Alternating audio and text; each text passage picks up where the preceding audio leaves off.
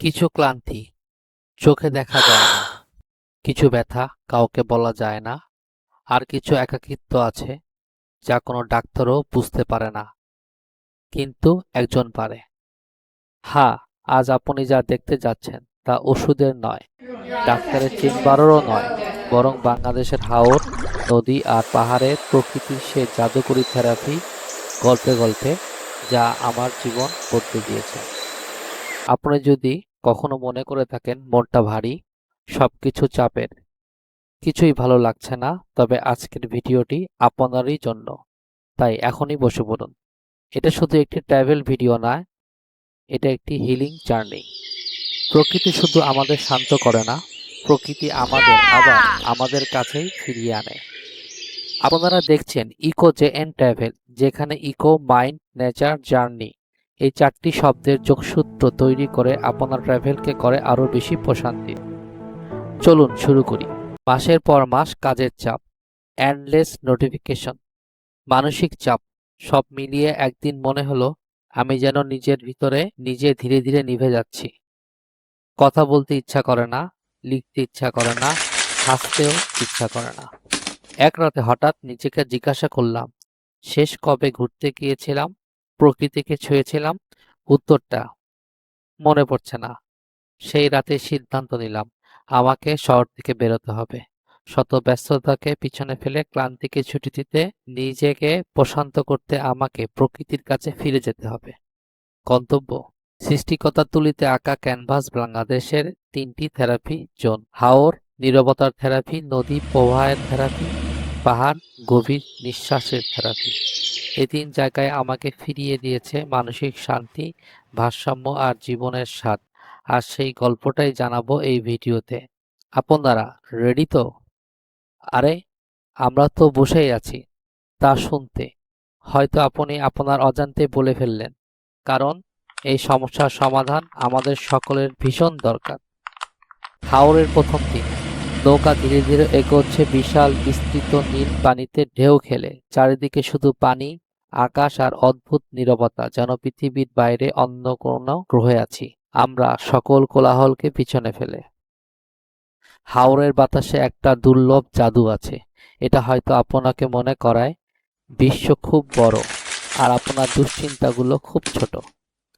নৌকার সামনে বসে চোখ বন্ধ করলাম। হাওরের বাতাস শরীরে লাগলো, পানির ছলাৎ ছলাৎ শব্দ কানে এলো। মনে হলো আমি ফিরে এসেছি নিজের কাছে। হাওর আমাদের শেখায়, অযথা দুশ্চিন্তা পানি হয়ে ভেসে যাক, নীরবতার কথা বলে, মানুষের ভিড়ের মধ্যে নয়, একা নির্জনতার মধ্যে নিজেকে পাওয়া যায়। শান্তি কখনো মোবাইল স্ক্রিনে আসে না, সত্যিকারের প্রশান্তি আসে প্রকৃতির কোলে। এটা ছিল আমার প্রথম থেরাপি। আর মাইন্ডফুল এক্সারসাইজে নৌকায় বসে পানিতে তাকান, প্রতিটি ঢেউ আপনার চিন্তার মতো আসে চলে যায়, দুশ্চিন্তা ধরে রাখবেন না। আর যদি হাওড়ে যেতে না পারেন, আপনার নিকটতম পার্কে বা ছাদের উপর মাত্র 5 মিনিট আকাশের দিকে তাকিয়ে থাকুন। দেখবেন আপনার চিন্তাগুলো সে আকাশের মতোই বিশাল হয়ে আপনার সমস্যাগুলোকে তুচ্ছ করে মনকে করে তুলেছে নীল আকাশের মতোই, যা আপনাকে প্রশান্ত করবে। পরের যাত্রা নদীর পাড়। নদীর পাড়ে দাঁড়ালেই মনটা অদ্ভুত ভালো হয়ে যায়, কারণ নদী আপনাকে শেখায় বাঁচতে হলে বহমান থাকতে হবে, থামা মানে মৃত্যু। আমি একদিন পুরো সন্ধ্যা নদীর পাড়ে বসেছিলাম, শুধু পানি প্রবাহ দেখছিলাম, কোনো কথা নেই, শুধু একটা অনুভূতি। সমস্যাগুলো নদীর পানির মতো বহমান হয়ে একসময় সব ঠিক হয়ে যাবে। কমেন্টে লিখুন আপনার বাড়ির পাশে কোনো নদী আছে কি, বা নদীর থেরাপি সম্পর্কে আগে জানতেন কিনা। আসুন জেনে নেই নদীর থেরাপি কিভাবে কাজ করে। ফ্লো থেরাপি মন থেকে জটিলতা ধীরে ধীরে সরিয়ে দেয়। সাউন্ড থেরাপি ঢেউয়ের শব্দে ব্রেন শান্ত হয়। গ্রাউন্ডিং ইফেক্ট মাটিতে পা রাখলে স্ট্রেস কমে। রিল্যাক্স থেরাপি মন থেকে জমে থাকা চাপ বেরিয়ে আসে। নদীর খুব বড় একটা জাদু আছে, এটা মানুষের মনের ভিতরে জমে থাকা চিন্তাগুলোকে বহমান করে সমাধানের পথের দিকে দিক নির্দেশনা দেয়। মাইন্ডফুল এক্সারসাইজে নদীর কিনারে বসুন, প্রতিটি পাতা পানিতে ফেলুন, দেখুন কিভাবে সেটা দূরে চলে যায়। আপনার দুশ্চিন্তাগুলো এমনি ভাসুক। এরপর গেলাম পাহাড়ে। পাহাড় মানেই নতুন হাওয়া, উচ্চতা, স্বাধীনতা, বিস্ময়, নতুন দৃষ্টিভঙ্গি। পাহাড়ে দাঁড়িয়ে নিচে তাকাতে সবকিছু ছোট দেখা যায়। আপনার দুশ্চিন্তাগুলো ছোট হয়ে যায়। একটা বিকালে পাহাড়ের চূড়ায় বসেছিলাম। মৃদু হাওয়া শরীরে যখন প্রশান্তি পৌঁছাচ্ছিল, ধীরে ধীরে সূর্য লাল হয়ে নিচে নামছিল। ঠিক তখনই মনে হলো আমি অনেকদিন পর নিজের মধ্যে সতেজতা অনুভব করছি। তাহলে পাহাড় আমাকে কি শেখায়? জীবনের চ্যালেঞ্জ ছোট, স্মল হিট ক্লেম করে ফেলুন। ওভার থিঙ্কিং কমে, শ্বাস প্রশ্বাস গভীর হয়, অক্সিজেন বাড়ে, ব্রেন শান্ত হয়, নতুন এনার্জি আসে। আমার কাছে পাহাড় মানে মানসিক রিচার্জ সেন্টার। মাইন্ডফুল এক্সারসাইজে পাহাড়ের চূড়ায় দাঁড়িয়ে গভীর শ্বাস নিন। বলুন, আমি ছোট কিন্তু অংশ এক বিশাল সৃষ্টি।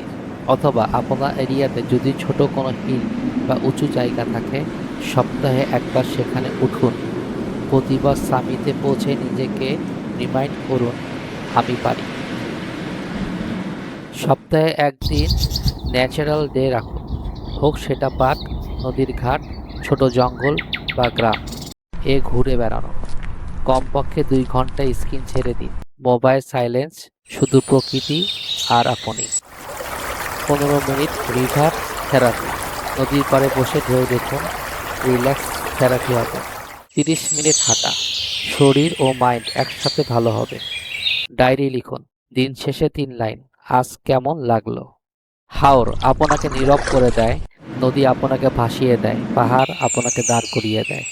এই তিনটাই লাগে মানুষের জীবনে। কখনো আমরা চুপ হয়ে যাই, কখনো ভাসতে চাই, আবার কখনো বা উঠতে চাই।